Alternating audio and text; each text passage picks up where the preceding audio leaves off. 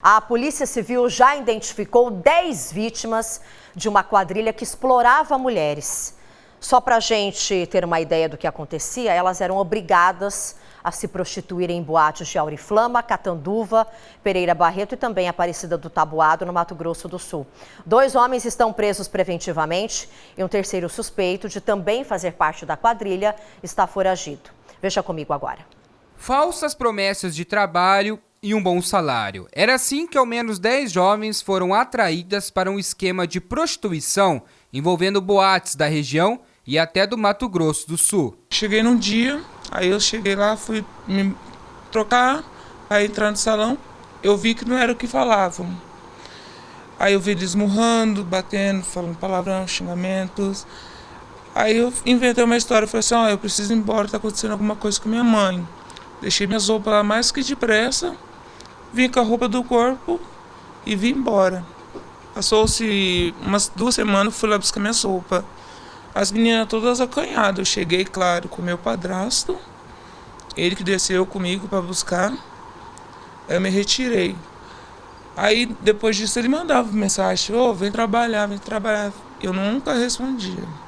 Graças a Deus, que eu saí na hora certa. Aí, ele fazia a mente delas. Ele fazia a mente delas.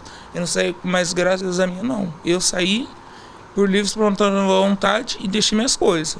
A minha vida em primeiro lugar. Apesar de tentadora, a oferta levou as vítimas por um caminho sem volta.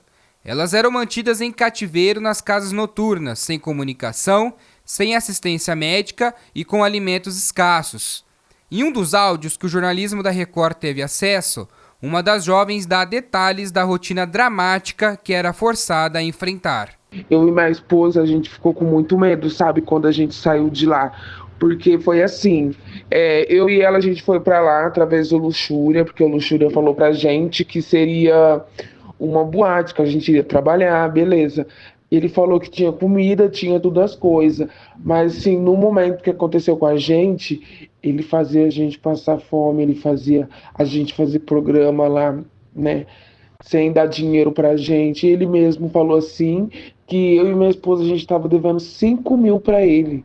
Entendeu? Então, sendo que em uma semana a gente fez mais de 14 programas. Em outro trecho, uma das vítimas manifesta toda a alegria por estar a um passo da liberdade. Neguinho, eu tô feliz da vida. De 15 mil eu tô devendo 2.340 só agora. Rapidinho eu pago. Tô feliz da vida. Logo, logo nós tá junto. Mas na semana seguinte, a jovem foi encontrada morta.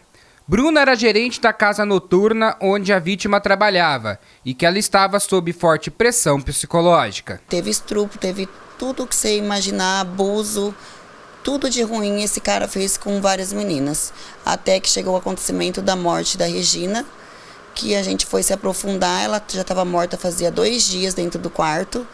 E no laudo cheguei até a delegada, a doutora Caroline, e falei para ela pesquisar melhor. Foi onde que ela apoiou a gente do começo ao fim, onde que descobrimos que realmente ela não se matou, mataram ela.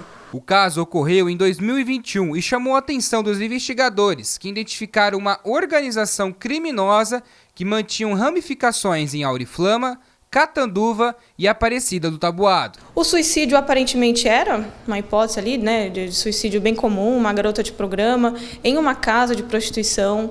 Há relatos que ela tinha um problema com a família não tinha ali um apoio tão direto. Contudo, posteriormente a esse suicídio, os familiares entraram em contato e acharam estranho que esse suicídio haveria ocorrido.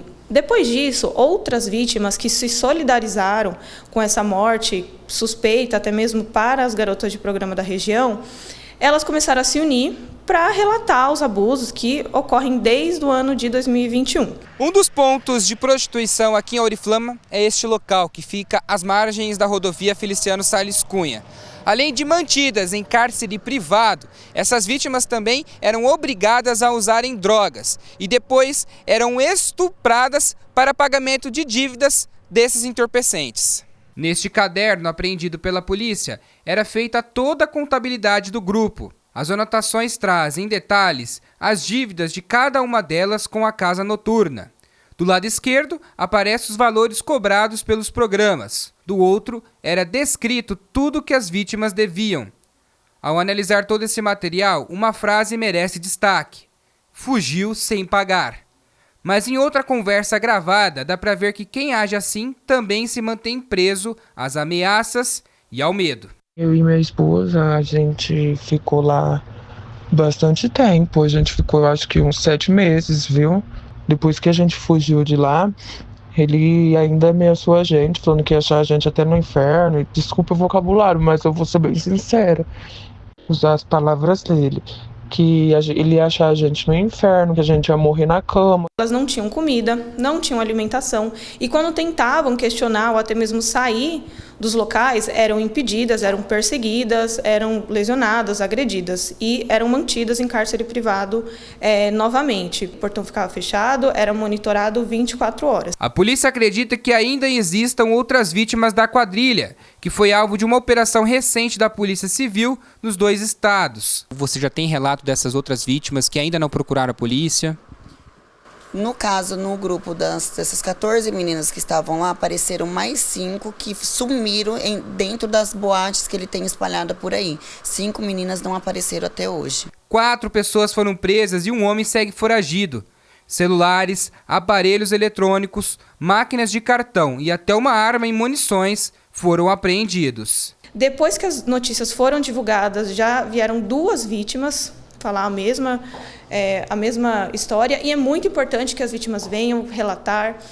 Muitas vítimas têm medo ainda, elas estão como testemunhas protegidas, então a identificação delas não está ali no processo diretamente, porque elas têm medo, têm receio que algo de pior venha acontecer com elas depois de todos esses abusos cometidos por tanto tempo, mas é importante que essas vítimas tomem coragem, que elas não se sintam sozinhas. Existem outras vítimas que também tiveram esse empenho de relatar os abusos, e só assim para a gente encerrar o ciclo criminoso e esse ciclo de violência que já vem acontecendo há tanto tempo. Bom, ainda temos um foragido e talvez até mais envolvidos nessa quadrilha toda. Então, como a delegada disse, é muito importante a denúncia. Você que é vítima, foi vítima, você que conhece alguém, não tenha medo. Você que tem alguma informação também sobre essa quadrilha que possa facilitar no trabalho da polícia, denuncie através do Disque Denúncia, que é 181, e você não precisa se identificar, não precisa se preocupar. As investigações seguem e nós continuamos acompanhando de perto também.